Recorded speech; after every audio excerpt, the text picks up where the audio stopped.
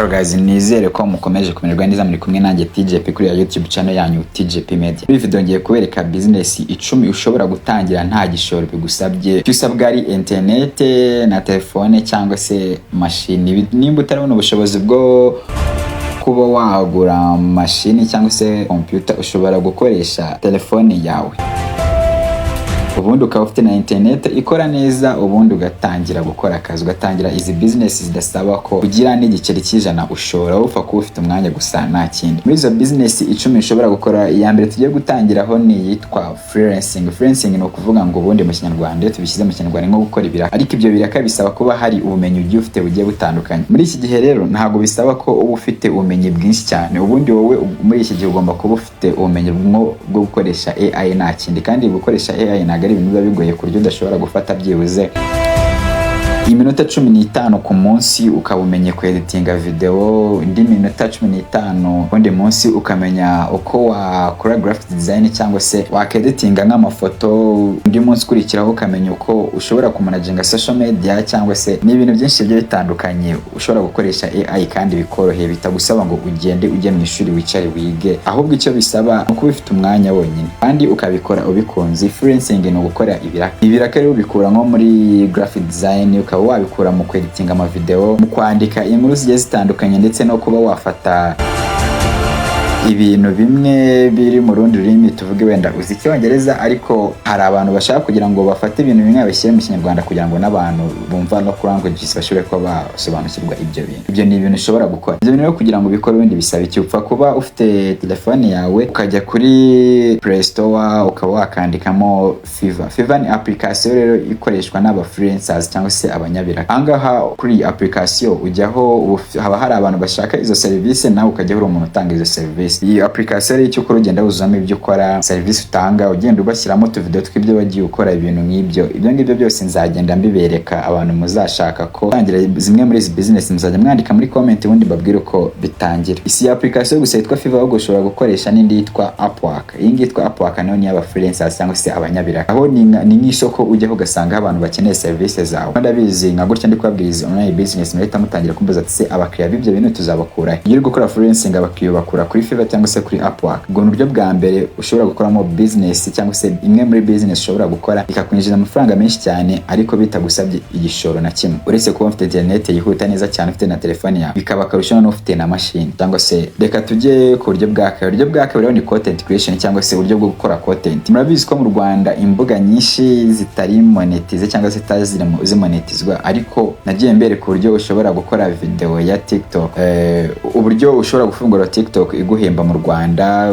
Nagiye mbere ku buryo wakorera amafaranga kuri Facebook ndetse n'ahandi. Izi social media rero iyo ukozeho content ubonaho amafaranga menshi cyane. Ngira ngo mwagiye mubona abantu benshi bakoresha YouTube ndetse babaye abakire, mwagiye mubona abantu bakoresha TikTok nubwo zitaramonetize mu Rwanda ariko bagenda babona amafaranga. Ni muhe buryo rero ushobora gucreatinga content ubundi ugakora amafaranga. Kuri YouTube niyo igomba kukwishyura ubwayo, ariko kuri TikTok abantu bamamariza wowe bwawe ku ruhande nibo bakwishyura, ndetse no kuri Facebook nyina murabizi neza ko mu Rwanda yishyura. Kuri YouTube rero kugira ngo utangire wishyurwe, urabizi ko ugomba kuba ufite abasubscribers 1000 ndetse n'amasaha 4000, ubundi ugatangira kubikuza maze kugeza amadolari 100 cyangwa se amayero 70. Kuri YouTube rero murumva ko ushobora gukora amafaranga menshi cyane. Kuri TikTok rero uburyo wayakoreraho cyangwa se uburyo wakora TikTok uri mu buryo bwo kugira ngo winjize amafaranga. Murabizi ko kuri TikTok kugira ngo winjize amafaranga biragoye cyane, kubera ko bisaba ko ukora ama live, ngira ngo mujya mubona no kuvuga ngo tap kugira ngo nguhe ama gift ndetse n'ibindi. Ariko wowe nimba ufite content imeze neza kuri TikTok, reba iyo ujyaniye nk'umuntu ufite business, wenda tuvuge afite business yo acuruza imyenda cyangwa se acuruza batera amarange, bacuruza amamodoka, abo bantu bo baba bafite amafaranga ariko ntago bafite uburyo bashobora kubona abakiriya babo. Baba bafite product ariko ntibafite uburyo bagera ku bakiriya babo. Rero kubera ko amaze kuba umu content creator kuri TikTok, uzagenda ba approaching ubabwira ati njye mfite TikTok ikurikirwa n'abantu bangana gutya, mwarika nkajya mbamamaza kwamamariza. Sasa mu buryo bwo kwamamaza hari uburyo butandukanye, kuko bagusinyisha contract bitewe n'uburyo mwumvikanye. Ubwo nibwo buryo bwa mbere, kuba bagusinyisha contract. Uburyo bwa kabiri hari ukuvuga ati n'uzajya ugurisha imodoka uzajya ufataho wenda 10% cyangwa se 5%. Ibaze 5% cyangwa se 10% bya miliyoni 5. Nimba imodoka iguzwe nka miliyoni 5, ibaze noneho bayiguze miliyoni 50, 10% yaba ari amafaranga menshi cyane. Miliyoni 5 umva 10% ni 500,000. Miliyoni 10 urumva ko 10% ari miliyoni. Urumva ko mwasinyanye contract ivuga ko uzajya ufata 10% ku kintu kibishijwe. Urumva ko yaba ari amafaranga meza cyane, ku buryo ushobora kuvuga ati wenda nko mu kwezi ushobora gukoramo na miliyoni 5 igihe wabonye nk'abo bakire bameze gutyo. Cyangwa se ukagenda umuntu ucuruza imyenda ukamubwira ati ngewe umwenda uzajya ugurwa ubanyuze kuri nge, nzajya mpita mfata wenda 10% cyangwa se 5%. Urumva ko ibyo ari ibintu bishoboka cyane, ushobora kuba wakorera amafaranga menshi cyane ukoresheje izi social media, zaba Instagram, zaba TikTok, Facebook, ndetse n'abo ba YouTuber bo mu Rwanda murabizi ko baba bafite abantu bamamariza benshi cyane bakorera amafaranga barimo kwamamariza abantu. Reka tujye ahandi ha kabiri. Ahandi ha kabiri rero ni affiliate marketing. Affiliate marketing rero iyi nayo isaba kuba ubundi ukoresha social media. Ubundi nk'uko nababwiye content creation ni nkaho nabwo nababwiyemo TikTok nikora nkakora TikTok, nababwiye ushobora gukora amafaranga kuri TikTok. Sasa iyi affiliate marketing nabwo ni uburyo bwo gufata product cyangwa se ibicuruzwa by'umuntu ukabyamamaza, ubundi ukagifataho commission. Ni ibingibi n'ubundi nababwiraga nuko kuri TikTok ari bwo buryo nababwiraga ko wakoresha. Sasa kuri TikTok bitewe nuko TikTok zo zamuka zirukanga cyane, kugira ngo ukore amafaranga kuri TikTok n'ubundi wakoresha uburyo bwa affiliate marketing. Cyangwa se nimba ufite nka website ukaba wafata nka link ya product ushaka kugurisha ukaba wayishyiraho ubundi ukabona commission. Uburyo rero ntabwo ari ukuvuga ngo wabukorera mu Rwanda gusa, cyangwa se ukagenda ukaapproachinga umuntu ukamwamamariza. Iyo tuvuze affiliate marketing hazamo ibintu byinshi cyane, kuko iyo ugiye kuri Amazon hari ahantu bakwereka ko ufashe iyo link ukajya uyisharinga kuri social media zawe ukoresha cyangwa se ku ma website yawe, umuntu nakandi akagura iyo product tubona commission byihuse cyane. Ibyo ngibyo nibyo twita affiliate marketing.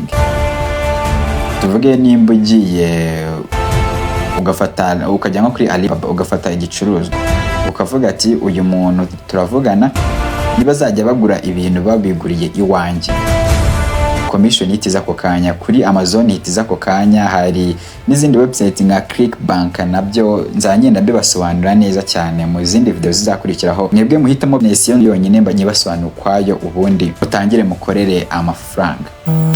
Mwebwe icyo mukora munandika muri comment mumbwira ati rero dukeneye ko wadukorera kuri iyi business, utubwire uko wabigenza, ibisabwa byose, ndetse nzajye ngenda mbereka n'uburyo byose bigenda bikorwamo. Reka twigire ku yindi ku kandi kazi ushobora gukora cyangwa se indi business ushobora gukora. Urabona ahangaha online teaching cyangwa se tutoring. Ni ukuvuga ngo ahangaha ushobora kwigisha abanyeshuri online. Tuvuge ufunguye TikTok cyangwa se ukaba wagenda ukabahuriza muri WhatsApp group ukababwira ati ngiye nzajya mbigisha, ndetse na websites zigiye zitandukanye zigufasha kuba wakigisha abantu online. Urabona nka ushobora kubigisha wenda Icyongereza, ushobora kubigisha imibare, ushobora kubigisha skills za computer nka gutyo ubona kuri TikTok ndi kuri YouTube ndi kubikora ngenda mbigisha skills zigiye zitandukanye, cyangwa se n'irindi somo. Hari ushobora gukoresha WhatsApp cyangwa se ugakoresha Zoom na Google Meet, byakora neza cyane. Abana bakajya bajya hariya bakajya kuri Zoom na Google Meet ubundi ugatangira ukabigisha. Kandi ndabizi muri abasirimu ibintu bya Zoom na Google Meet ngira ngo murabisobanukiwe, ariko abatabisobanukiwe mwajya mumbwira ubundi nkabasobanura uko bimeze. Niyo mpamvu twashyizeho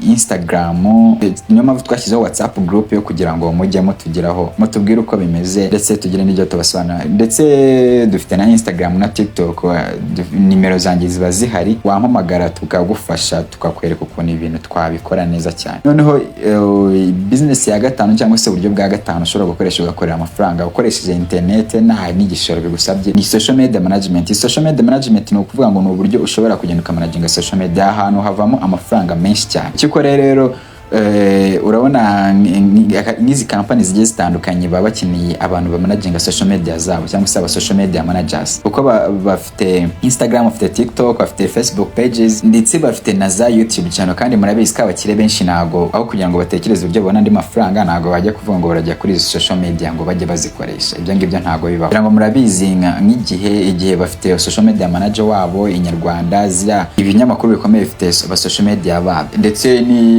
n'izi business zikomeye zose ziba zifite abantu managinga social media zabo. Niyo mpamvu ubona zihora ziri ibyo ngibyo byose. Ndetse nubwo mba ndi hano abantu mukeneye ko bamanaginga social media zanyu muri TJP Media babifashamo neza cyane. Reka twigire rero ku bundi buryo bwa gatandatu ushobora gukoresha ugakora amafaranga cyangwa se business ya gatandatu ushobora gukora.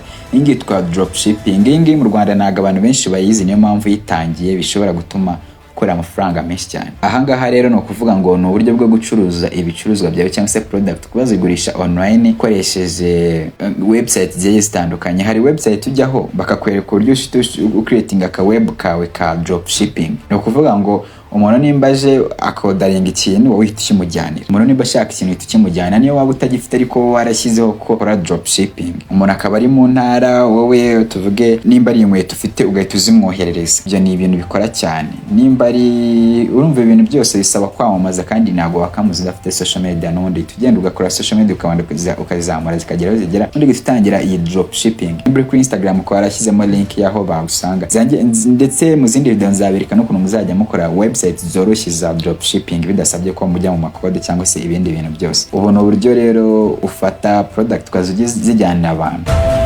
Ngira ngo mwabonye application twava ukuntu ikora, bira nabyo twabyita nka dropshipping. Cyangwa se urumva nuko daringa ikintu umuntu acyo daringa ikimujyanira, nibyo twita dropshipping. Ariko ibi ngibi nubwo bikora nago bisaba ko ufite stock. Oya, aho bitandukanye no kunira application ya vuba ikora bo bafite nimba ari ibiryo baba bifite bihari bagahita bifata bakabikuzanira. Ariko dropshipping ntago bisaba ko waba bifite. Wowe ushyiraho ko ucuruza imyenda, ugashyiraho ko ucuruza inkweto, ugashyiraho ko ucuruza amamodoka, ucuruza ibiki byose. Umuntu yashaka iyo modoka ugahita ujya ku mucuruzi wa undi ufite ayo mamodoka batamubwira ati namaze kubona umukiriya reka mu bajyane. Reka mbereke nk'urugero rworoshye. Iyo ugeze Nyabugogo usanga y'abantu nka 15 baza bakubwira ati urashaka kugura ka dore dufite ji, dufite amaki byose, dufite amata, dufite ibintu byose bakabikubwira ariko ntabyo ubabonana. Ukimara kubabwira ati nkeneye amata bahita birukanga bakajya kuri wa muntu ucuruza amata bagahita bayazanayo bakabiguhereza ukabishyura bakabona komisiyo cyangwa se bakaba ari uburyo bajivuganye n'uwo mucuruzi. Nibyo nabyo ni uburyo bwa dropshipping ariko buri roko. Ni dropshipping rero ko n'indi kugira ngo musobanukirwe neza ibyo bintu ukuntu bimeze. Ngiyo bayita dropshipping ariko iri lokale.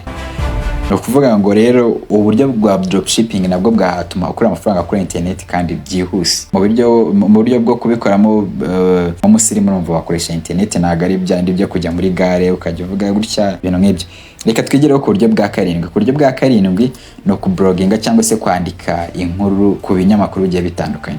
Iyo tuvuze blogging ntago bivuze ko ari kwandika amakuru bisanzwe. Hari n'igihe ushobora kuba wigisha, no kwanga uri kwigisha abantu ku bintu bijyanye na technology, kuri business, ku bijyanye n'ubuzima, ukaba wamotiva abantu. Ibyo byose ni uburyo bwo kwandika, wahinduka umwanditsi. Hari website n'undi ushobora kugenda ukajya wandikaho ugashenga na link yawe abantu bakajya babona ibintu wanditse. Izo nazo nzagenda zibereka. Ariko ushobora no gutangiza blogger yawe cyangwa se website yawe yandika imotiva abantu cyangwa se yigisha abantu kuri business. Reka mbereke nk'urugero, ushobora kugenda ugasura website yitwa tjptrends.com, hari ubonaho content zigiye zitandukanye. Cyangwa se ugasura website yitwa tjpmedia.net, ugiye ujya ahantu hari blog uhita ubereka, usanga ahantu bari kukwereka ukuntu ugenda ukora utuntu tugiye dutandukanye ku creating YouTube channel ndetse n'utundi. Biriya bintu wabikora wamaze gusoza kwiga uzi Icyongereza neza cyangwa se uzi kwandika neza Ikinyarwanda ariko ntago ufite ibintu byo gukora. Rero ibi ni bimwe mu bintu ushobora gukora ukabikora igihe utarabona nakandi kazi, kandi n'igihe wakabonye byahita bihinduka side hustle cyangwa se akazi ko ku ruhande kakwinjiriza amafaranga. Kandi iyo wamaze gufatisha winjiza amafaranga menshi cyane kurusha n'abandi baba bakora akazi kabahemba ku kwezi. Reka tugiye kuri business ya 8 cyangwa se akazi ka 8 ushobora gukora ubundi ugatangira kukwinjiza amafaranga ndetse nta n'igishoro wigize ushora, nta kintu na kimwe washoye. Iyi amunani ni ibyo twita virtual assistant. Virtual assistant ni ukuvuga ngo aka kazi ni kwa kundi ufite nka ni ka kazi ukorera online, ukaba wafasha nka mu boss wawe kuba wasubiza ama email kuri Instagram, ukagisubiza ama message, ukaba wapostinga content, ukaba wagira ute data entry, ibintu nk'ibyo. Tuvuze data entry izana yo muri virtual assistant. Ukuvuga ngo ushobora ko ni ka kazi ushobora gufasha umuntu ariko mutari kumwe. Tuvuge umuntu tuvuge wenda nk'urugero ndi Kabuga ariko ndi gushaka gufasha umuntu uri Nyarutarama arashaka yuko ngira ibintu bimwinjiriza muri mashini, cyangwa se arashaka yuko mwandikira nk'abantu muri Excel, afite abantu arashaka kugira ngo iyo list ayibone muri Excel, we rero akabimbwira kuri telefone akanyereza voice note akambwira ati aba bantu ndashaka yuko urabandika bakajya muri Excel, bakaza nyine ndashaka hard copy cyangwa se soft copy y'iki kintu. Icyo ukora uhita utangira kwandika, cyangwa se akakubwira ati ndashaka umuntu uzajya nsubiriza ama email, cyangwa se akakubwira ati none ndashaka umuntu uzajya ukora kuri call center ya company yanjye. Ibyo ni bimwe mu bintu twita virtual assistant, kazi ukora utari kumwe nako, ukaba wagakorera abantu bari kure ariko uri aho ngaho hafi. Ikindi noneho rero tugeze kuri business yakeneye cyose akazi kake ushobora gukora nta gishoro bigusaba, online reselling cyangwa se digital services. Ni ukuvuga ngo ni gucuruza ibintu biri online. Ni ukuvuga ngo ushobora gukora website ukayigurisha, ushobora gukora logo ukayigurisha, ushobora gukora video ukaba wayigurisha, cyangwa se ukaba wakora umuntu website nayo mwumva nyine ni ibintu ukorera online. Ngo mu bintu bimwe nagiye nkora cyane kandi narigize mpura n'abantu nk'ama website nagiye mbona ibiraka byinshi cyane, ariko bitansaba ko ndajya gushaka abantu ngo umukire ngo mbanze mwigishe, uyakore ko namaze kwibrandinga ko nkora online selling. Ariko iyo tuvuze online reselling ho tuvuge niba ari nka website, ufite umuntu ugukora website ariko ntabwo wowe uzi kuyikora. Icyo ukora uvugana n'umukiriya, byamara kurangira ugahita sasa uvugana na umuntu ukora website, niyo mwagabana 50% ubonye amafaranga ariko we nta kintu wakoze. Ibyo twita online reselling. Uzi gukora logo ariko ntabwo uzi gukora logo ariko ufite abantu benshi bayikora, nta kindi ukora rero uretse kubwira umukiriya akakwishyura nawe ukishyura wa muntu agahita abikora. Ubwo logo ni nkaho buyigurishije, umuntu akugurishije ikintu nawe isi ukigurisha. Ngo murimo murabyumva neza cyane, umuntu akoze video arayiguhaye nawe isihereza undi arakwishyuye, wishyura wa muntu. Urumva ko ubu ukoreye amafaranga none nta n'ikintu ukoze uretse kuba wadirinze n'umukiriya gusa. Ibyo twita online selling. Sasa online consulting ni ukuvuga ngo nimo kuba wagira abantu inama y'ukuntu bakora ibintu. Ituvuge uzi gukora marketing neza, uzi ku branding, uzi ukuntu YouTube ushobora kuzuka byihuse, uzi kwandika CV, ushobora kugira inama abantu uburyo bakora marketing cyangwa se bakamamaza ibintu byabo, ukaba wagira abantu inama ukuntu ba branding ibintu byabo cyangwa se ukuntu batuma YouTube channel zabo zizamuka cyane. Ushobora no kugira abantu inama ukuntu bashobora gukora ama interview, ukuntu bashobora gukora ama CV. Nyine ni ugukuba wagira abantu inama online. Wowe ujya kuri Zoom ugatubwira umuntu ukamuganiriza ukamubwira ibyo agomba gukora n'ibiki byose. Na gutya ndi kubabwira kuri YouTube uburyo nawe ushobora kuba watangira gukora business yawe utitaye ko wabuze akazi. Ibintu byo kuvuga ngo wabuze akazi niwe ugomba kukishakira. kugira ngo rero izi business babwiye zirahagije. Aho uragira ikibazo wowe unyandikire muri comment, kandi video yindi mushaka ko nzakora muri izi online business kugira ngo dutangire from scratch, ngende mbereka nk'ubu nabwiye freelancing ariko nago murakoresha Fiverr cyangwa se Upwork, nababwiye content creation ariko nago muramenya ukuntu mwa creating YouTube channel ndetse n'ibindi. Murumva ko bisaba ko nzajya ngenda nkora business imwe kuri imwe. Mwebwe ni murebe iyi video ndetse muzisharinge ku bantu benshi. Iyi video negeze abantu 1000 nzahita nangira gukora kuri kimwe freelancing nyikora ukwayo, content creation nyikora ukwayo, affiliate marketing nayo ntangire nyikora ukwayo, online teaching cyangwa se nabyo ngende nkoraho video ukwayo mbereka from scratch kugeza birangiye, kugeza utangiye no kwinjiza amafaranga menshi cyane. Naho gutahera mu yindi video mwibuke gusharinga, gukora subscribe ndetse na like. Ndetse niba mwishimiye video cyangwa se mubona ikoze neza nta kintu nahindamo, mumbwire ko nimona hari ikintu nahindamo nabwo muze kumbwira. Love you guys, ciao.